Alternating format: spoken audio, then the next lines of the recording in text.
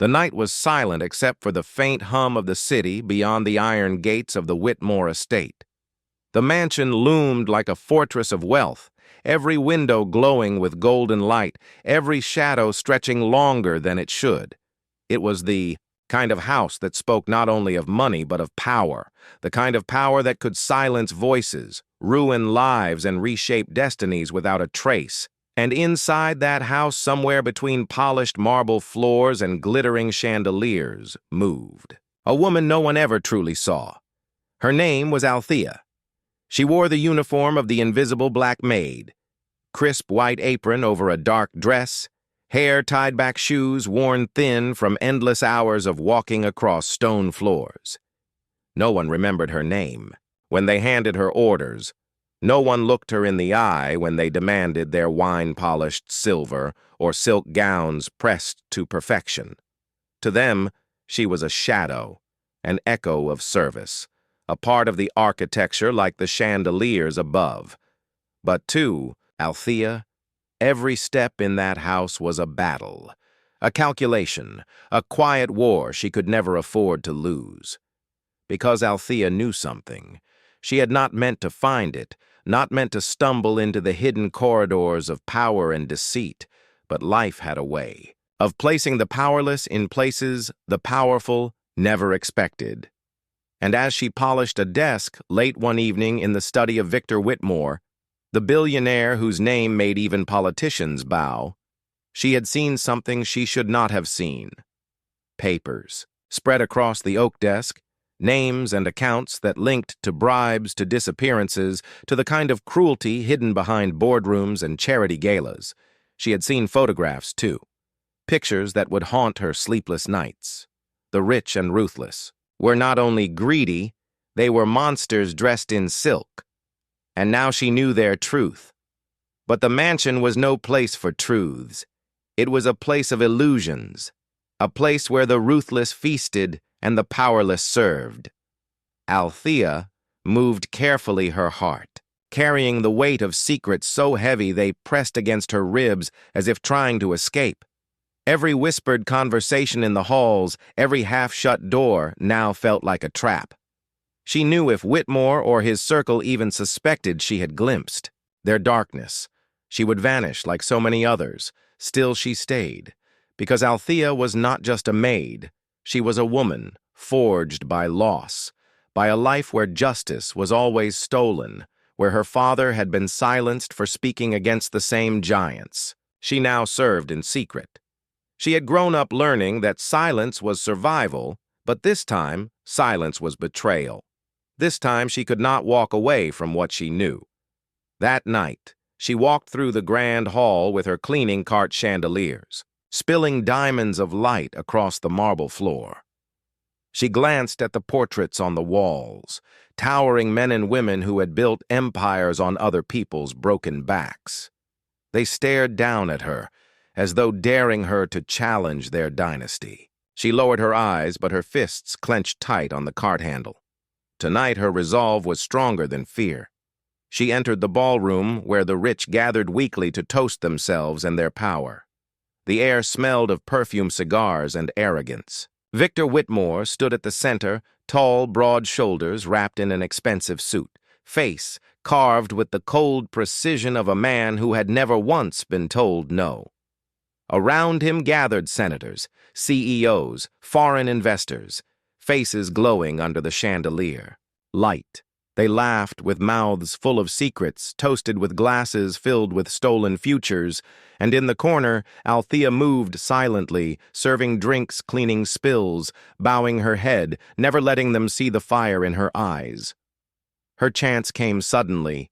A careless billionaire, drunk on wine and ego, had left his briefcase under the table.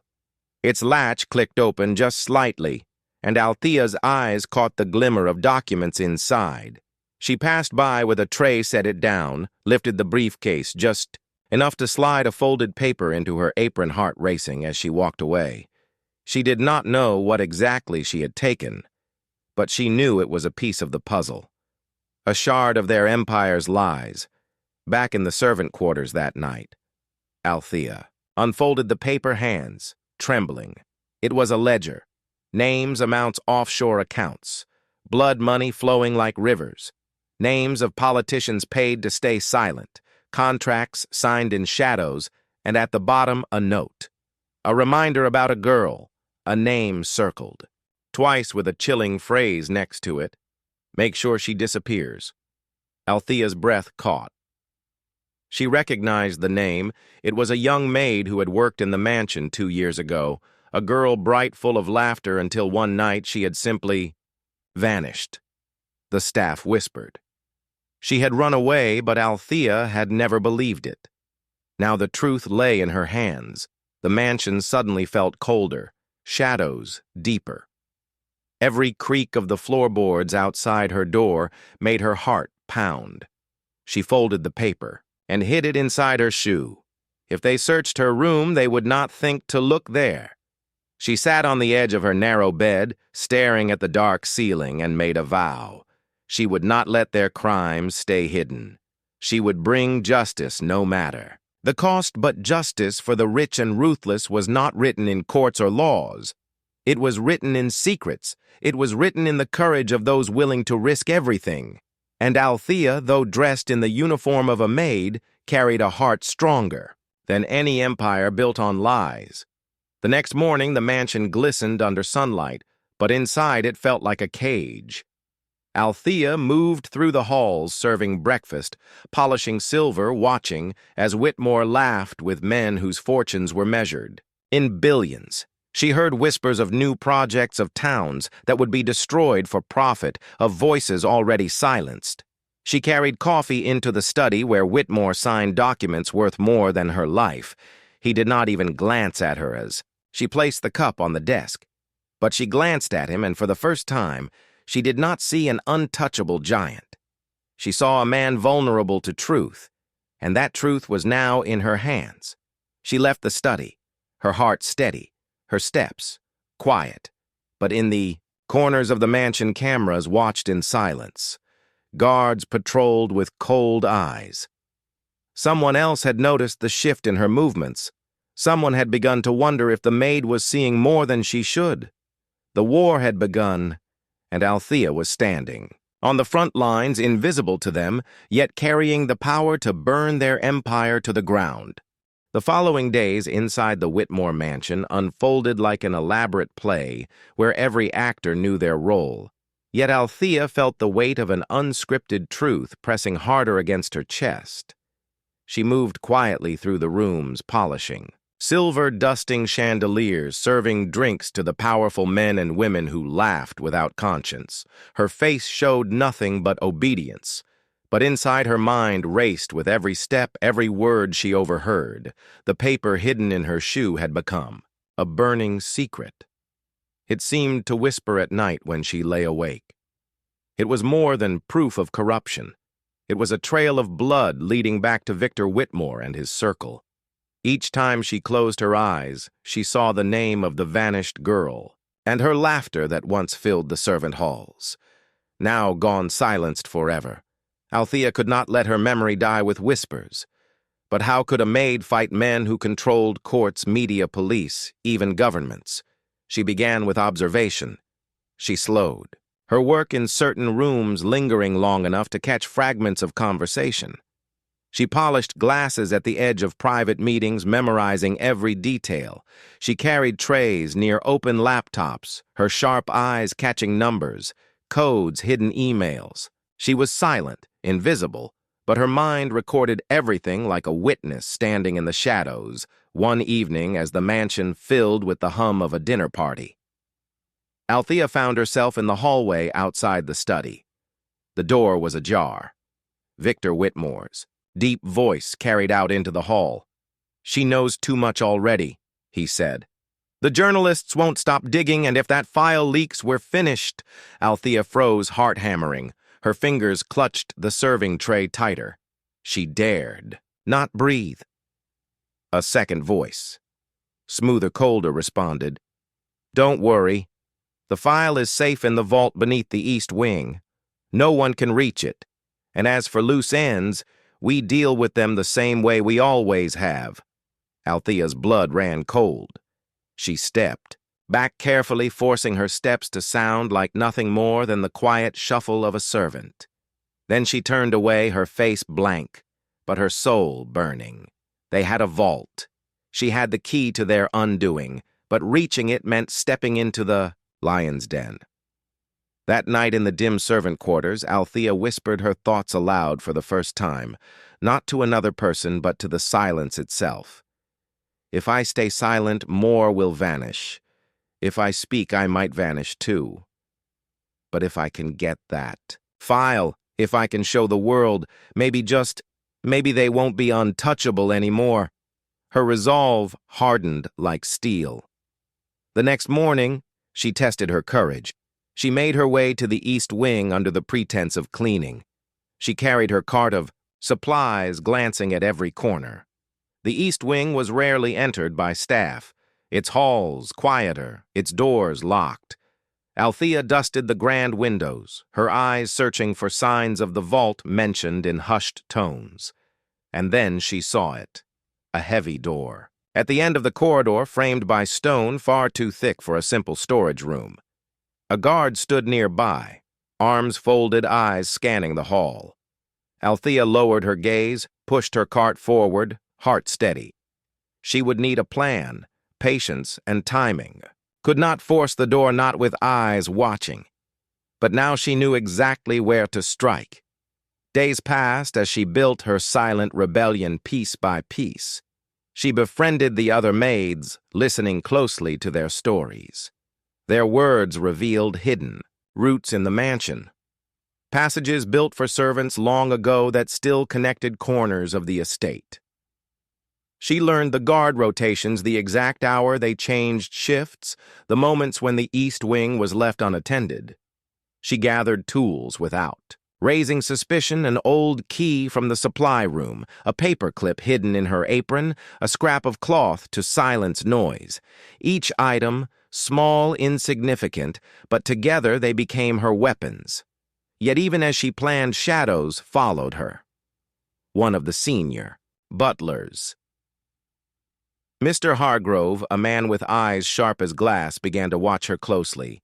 He asked small questions. "Where were you this morning? Why were you in the East Wing polishing windows?" Althea answered calmly, her voice never shaking, but inside she knew he suspected her.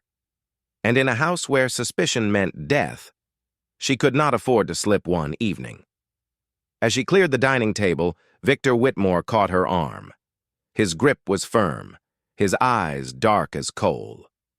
"You've been quiet lately," he said, studying her face. "Too quiet. I don't like secrets in my house." Althea bowed her head, her voice soft. "I have no secrets, sir, only service." He let go, but his gaze lingered a moment too long. As she walked away, her legs felt heavy like stone, but her heart whispered a vow. He would not break her. She would bring him down, even if it cost her life. That night she slipped through the servant corridors, the mansion asleep. She carried a small candle, its flame flickering against the stone walls. Her steps were soft, her breathing steady. She reached the East Wing and pressed her ear against the heavy door. A faint hum came from behind it, perhaps machinery, perhaps the heartbeat of secrets locked away. She knelt, paperclip in hand, working at the small latch beside the lock. Her fingers shook.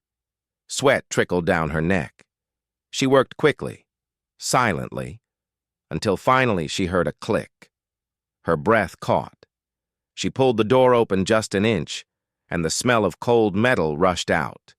Inside, the vault shadows stretched across shelves of files and boxes, locked cabinets, glowing screens. She stepped inside her candle, casting a trembling circle of light. Her eyes scanned the room until they landed on a box labeled "Projects Confidential." She pulled it open, her hands trembling. Inside were photographs, contracts, evidence of every crime, every life destroyed, and at the top was a folder thick with documents labeled simply "Justice Initiative." Her eyes widened as she read the initiative. Was not justice at all. It was a plan. A plan to silence communities, to strip land from families, to funnel billions into Whitmore's empire. The scale of it was monstrous, and attached to the file were lists of people marked as threats activists, journalists, even workers who had dared to speak out. All marked with the same chilling phrase, neutralize. Althea's hands shook, but she forced herself to fold the papers, slip them into her apron, hide them close to her heart. She turned to leave, but froze. A voice echoed in the hall. "Who's there?" Her candle flickered. She pressed herself against the shelves, heart pounding as footsteps approached. The guard entered, his flashlight sweeping across the vault. She held her breath, praying. The shadows would shield her. The light passed, inches from her face, lingered, then moved on. The guard muttered a curse, turned, and walked away. The heavy door shut again, locking her inside. For a moment she thought panic would break her. She was trapped, with the weight of their crimes pressed against her chest. But she swallowed fear, forced her mind. Steady searched the walls until she found another exit. A narrow servant passage hidden behind the shelves. She squeezed through, her body scraping against stone, and emerged back into the servant halls, breathless, trembling but alive. She clutched the stolen documents, whispering to herself, "They think I am invisible. They think I am powerless. They are wrong." But in the mansion, where shadows whispered and walls held ears, she knew her battle was only beginning. Someone would notice the missing papers, someone would come hunting, and when they did, Althea would have to stand stronger than ever or risk joining the names already erased. Morning came to the Whitmore mansion with its usual grandeur, the clink of porcelain, the shuffle of servants, the heavy footsteps of men in tailored suits. Yet for Althea, the sun rose like a blade. Each second was sharper, more dangerous. She carried the stolen folder against her ribs, hidden in the hollow of her mattress. Its weight was unbearable, like a stone pressing on her lungs. She moved through her duties as though nothing had changed, pouring coffee, setting tables, polishing crystal, but inside her mind raced with a single question: how long before they discovered what she had taken? By midday, the answer arrived. Victor Whitmore stormed into the dining hall, his face pale with fury. The servants froze in place, heads bowed but ears strained to catch his words. "The vault has been breached," he barked. "Files are missing. Someone in this house has made the greatest mistake of their life." Silence thickened like smoke. Althea's hands shook slightly, but she forced them steady. As she cleared plates, her heart thudded like a drum, hidden beneath calm skin. Victor's gaze swept the staff, lingering on faces one by one. His eyes narrowed when they reached Althea. She lowered her gaze, praying her heartbeat was not visible through her chest. "Until I know who is responsible," Victor continued. "No one leaves this house. Every servant, every guest, every guard stays until the thief is found." The staff nodded, trembling. Some crossed themselves, others whispered prayers. Althea swallowed hard. She had trapped herself in a cage with a monster, and the bars were closing in.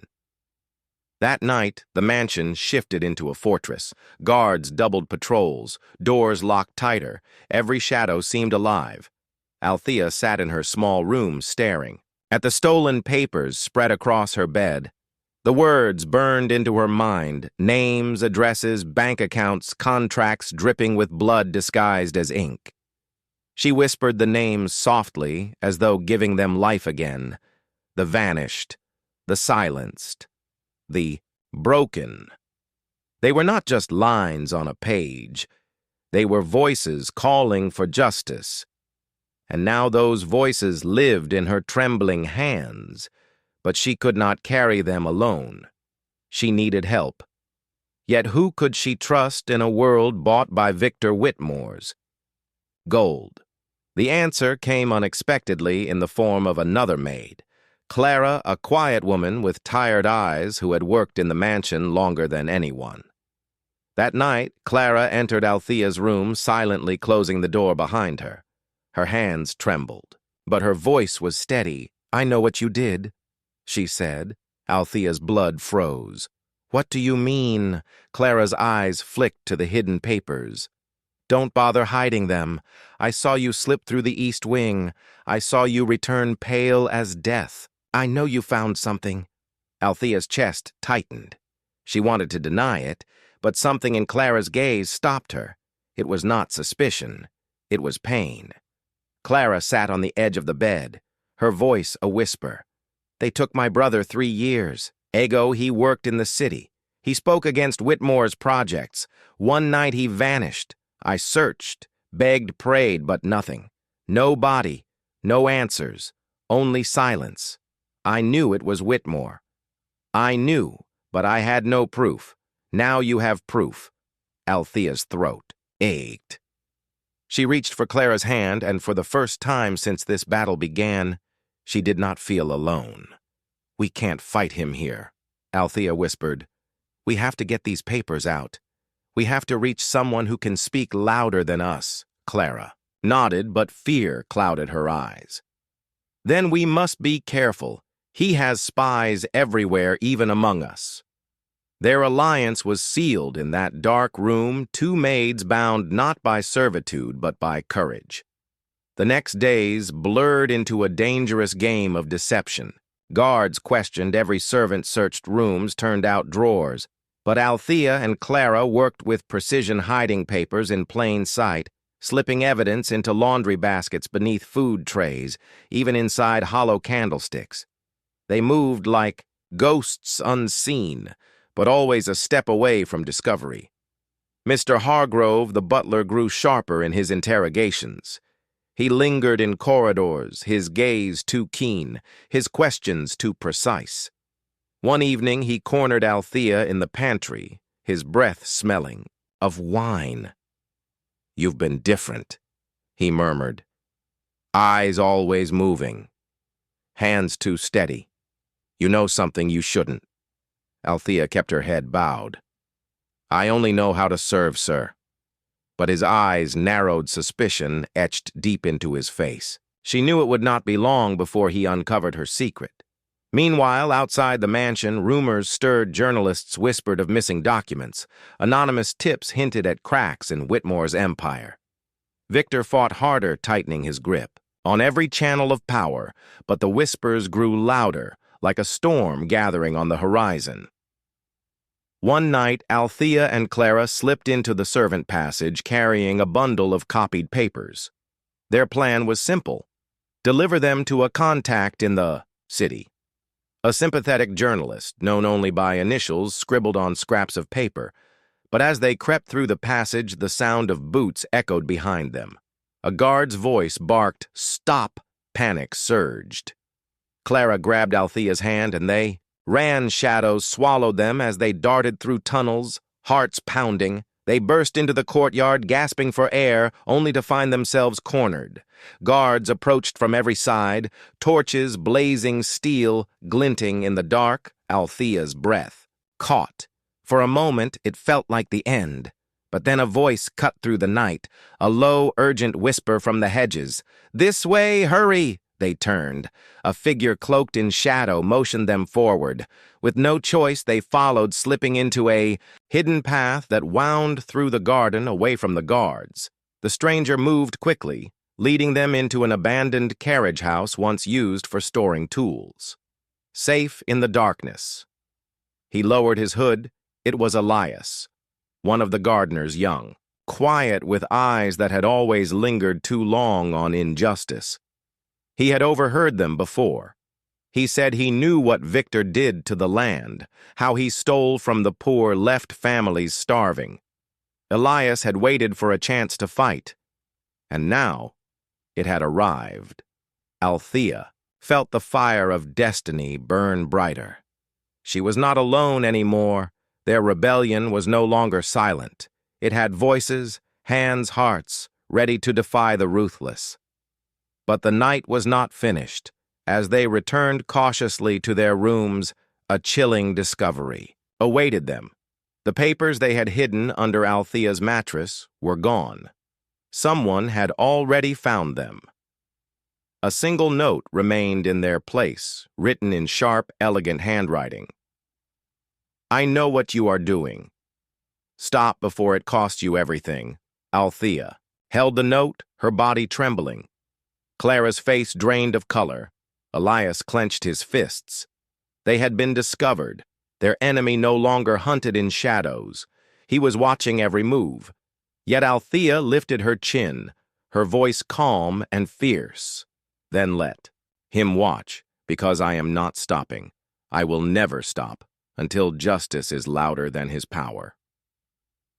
The war inside the mansion had begun, and Althea knew the next move would be deadlier than anything she had faced so far. The mansion no longer breathed with silence. It pulsed with suspicion. Every corridor was heavy with footsteps. Every locked door felt like a trap. Althea moved through it like a soldier behind enemy lines. Each smile to a guard, each bow to a superior. A mask hiding the storm in her chest. The note left on her mattress haunted her. Its words carved themselves into her mind. Stop before it costs you everything. She could almost hear Victor's voice in those letters, dripping with control and certainty. Clara's hands shook as she folded linens. Elias's jaw tightened every time he passed a guard. The three of them were bound together now, but the tension between them grew sharper with every passing hour. Trust was fragile and the weight of secrets pressed. Down like iron, on the fourth day after the note disaster struck, Victor summoned all the staff into the grand hall. His voice echoed from the marble walls, cold and merciless. There is a traitor among us, he declared. Someone dares to steal. From me to betray me, I will have their name before this day ends. He snapped his fingers.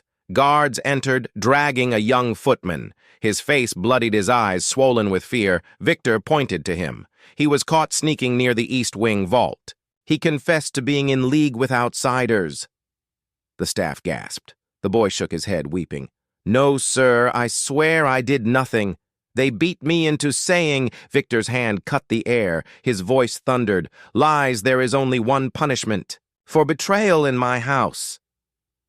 Before anyone could breathe, Victor drew a pistol from his coat and without hesitation pulled the trigger. The sound cracked through the hall. Blood stained the marble. The boy collapsed lifeless at the servant's feet. Screams erupted. Some fainted, others covered their mouths. Althea froze. Her stomach twisted with rage and horror. Victor's eyes swept the crowd, calm and ruthless.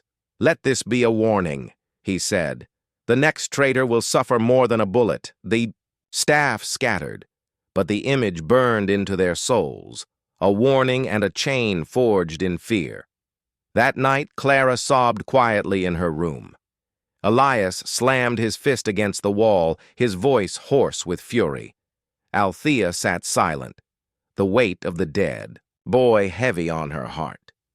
She whispered to herself, He thinks fear will silence us, but fear is fuel. We must burn him with it.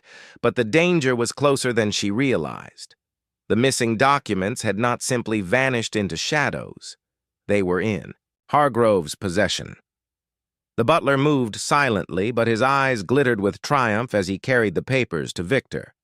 Victor scanned the stolen proof with a dark smile. So this is what they risked their lives for, he said. Names, dates, contracts, the foundations of my empire. Hargrove bowed. Shall I destroy them, sir? Victor's lips curled. No. Let them think their secrets are safe. Let them run deeper into my web. I want to see how far the maid will go before she breaks. And so the trap was set. Days turned into nights heavy with dread. Althea still worked in whispers, smuggling scraps of information, but she felt eyes on her. Always. Guards lingered too long in the halls. Clara found her room ransacked. Elias discovered. His tools broken as warnings. Then one evening, as storm clouds raged above the mansion, Clara did not return to her quarters. Panic surged. Althea searched the servant wing, calling her name, but the rooms were empty. Her bed untouched, her belongings. Gone, fear gripped her throat. She raced to the courtyard only to see guards dragging Clara bound and gagged into the east wing. Her muffled cries carried through the rain. Althea froze, her body trembling. She knew what this meant. Clara had been discovered. That night. Victor summoned Althea to his study. The air inside was suffocating, lit by firelight. Victor sat behind his desk, the stolen documents laid neatly before him. Clara knelt nearby, her face swollen from blows. Victor leaned back, his voice smooth and venomous. "You thought you could fight me, a maid, a nobody. You and your little friends, you forget who I am. I am the law in this city. I decide who eats, who starves, who lives, who disappears." He pushed the documents toward her. "These could destroy me, yes. But what do you think happens if I unleash them upon the world? With my power, with my money, I can twist every word. I can make you the villain. I can make you the thief who forged these files. Do you see, child, you cannot win." Althea's chest burned with fury, but she forced her voice steady. "You can kill me. You can bury me. But the truth cannot die. It will live longer than your empire." Victor's face darkened. He rose from his chair, towering over her. His hand struck her cheek, sharp and brutal. Pain seared, but Althea did not cry out. She met his gaze unbroken. Victor turned to Clara. "And this one, her life hangs on your silence. One word from you and she lives. Defy me again, and I will end her slowly." Althea's heart clenched. Clara's wide, terrified eyes pleaded with her, but Althea stood tall, even in the shadow of death. "You can chain our bodies," she whispered, "but not our voices. The world is already listening, and when it hears the truth, it will tear you down piece by piece." Victor's fury blazed. He ordered guards to drag Clara away, locking her in the mansion's underground cells. He left Althea standing alone, her cheeks swollen, her soul burning but unbroken. That night she sat in her room, shaking from pain but more alive than ever. Elias slipped in his eyes, wide with urgency. "We cannot wait any more," he whispered. "He has Clara. He has the papers. If we do not act now, we lose everything." Althea clutched his hand, her voice fierce. "Then we act tonight, not tomorrow, not later. Tonight, we bring the fight to him."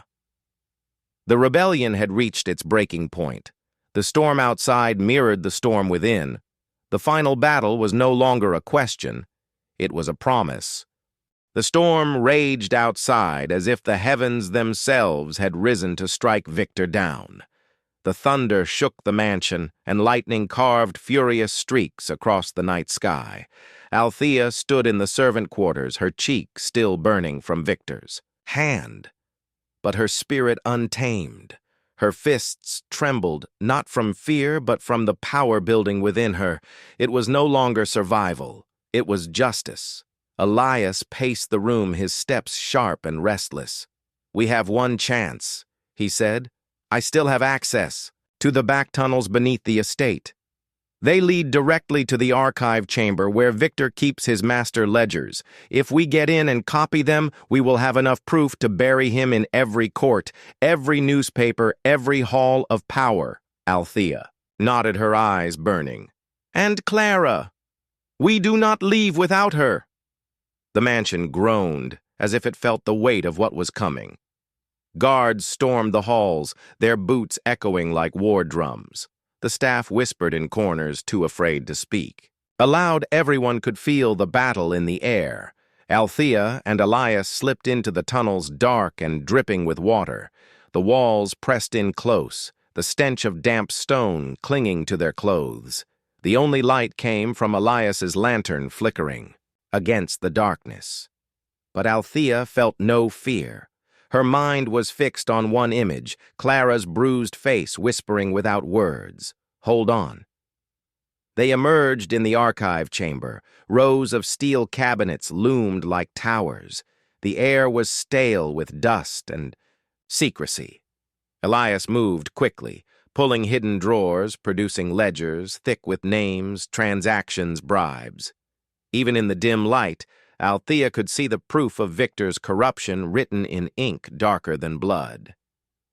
"Take them," Elias whispered, pressing pages into her hands. "This is his empire. Everything he built, everything he stole. If we get these out, it ends." But before they could escape, footsteps thundered through the corridor. Guards burst in, their torches blazing. Victor followed. Slowly, his coat flowing like a predator's shadow, his voice carried through the chamber smooth and venomous. "I warned you, Maid," he said. "I gave you mercy, I gave you chances, but you are too foolish, too stubborn to bow." He gestured, and the guards surrounded them, guns raised. Elias held his lantern high, but his hands shook. Althea stood firm, papers clutched to her chest like a shield. Her voice rang through the chamber. "You can burn these papers, you can kill me, but you cannot kill the truth. The world will see you, Victor. And when it does, your empire will crumble." Victor's laugh was cold. "The world belongs to men like me. The poor need us, the powerful fear. Us the law bends for us. Do you think one maid can bring me to my knees?" Before she could answer, a cry echoed from the shadows. Clara, her body weak, her wrists still bound, but her voice fierce. "Yes, she can, because she is not alone." The sound of more footsteps followed, not guards but staff maids, cooks, footmen. They flooded into the chamber, faces pale but eyes blazing. They had seen enough: the boy's murder, Clara's torture, Althea's defiance had lit a fire in them. They could no longer smother. Victor turned in rage. "Back to your quarters now," he bellowed, "or you all hang beside her." But no one moved. Instead, a cook stepped forward, a scarred man with heavy hands. His voice was rough. "No more, sir. We will not clean for your sins. We will not carry your blood on our backs," the crowd murmured. Rising into shouts, guards hesitated, outnumbered, their rifles shaking. Victor's face twisted in fury. He lunged toward Clara, seizing her by the throat, his pistol pressed to her head. "Then she dies first," he roared. Time froze, lightning cracked, illuminating the terror on Clara's face, the fury on Althea's, the trembling in every servant's body. Then Althea stepped forward. Her voice shook the chamber. "Let her go, Victor. This is your last command." She hurled the ledgers at his feet. The papers exploded across the marble floor. Names, contracts, crimes scattering like seeds, each page a weapon, each page a truth. Victor glanced down, his grip faltering for a fraction of a second. Clara twisted, kicking his leg. She broke free, tumbling. Into Elias's arms, Victor roared, raising his pistol toward Althea. But before he could fire, a voice thundered from the doorway. "Drop it now!" Uniforms stormed in, federal agents, police officers with badges glinting in the torchlight. They poured into the room, weapons drawn. The staff gasped. Stepping aside, agents rushed forward, seizing guards, forcing them to the ground. At the front stood a stern woman in a long coat. She held one of the scattered pages in her hand. Her voice rang clear. "Victor Alcott, you are under arrest for fraud, corruption, extortion, and murder." The chamber erupted. Victor's face drained, pale, his pistol shaking. "Impossible," he spat. "You cannot touch me. I own the courts, I own the law." The agent's eyes cut, sharp. "Not anymore. We have everything we need thanks to them."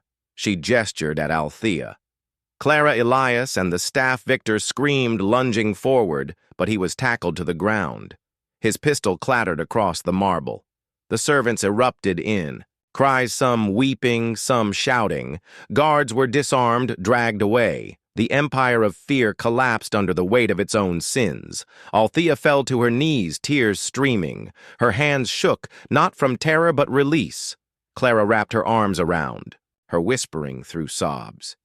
"You did it. You did what none of us believed possible." Elias knelt beside them, his voice breaking. You burned his chains, Althea. You freed us all. The storm outside began to break. The thunder softened the rain. Eased. The first light of dawn bled into the horizon, washing the mansion in pale gold. The air no longer felt heavy but alive. Weeks later, the mansion stood abandoned, vines crawling across its walls, the staff scattered, free men and women no longer, bound to fear. The city whispered of Victor's fall. Newspapers carried headlines of his trial, of his empire exposed piece by piece. His name, once feared, now cursed, and Althea walked through the streets, not as a maid, but as a symbol, her head high, her steps unbroken. The girl who had scrubbed floors and carried trays had risen against giants. She had brought justice to the rich and ruthless. She had shown the world that even the smallest voice, when raised with courage, could echo louder than empires. The fight had scarred her, yes, but scars were not weakness. They were proof that she had lived, proof that she had fought, proof that she had won. As she passed by the city square, she heard whispers from strangers. That's her. That's the maid who stood against him. That's the woman who brought justice. She did not stop to bask in it. She only smiled softly, her voice low but fierce. This is only the beginning, and the city listened.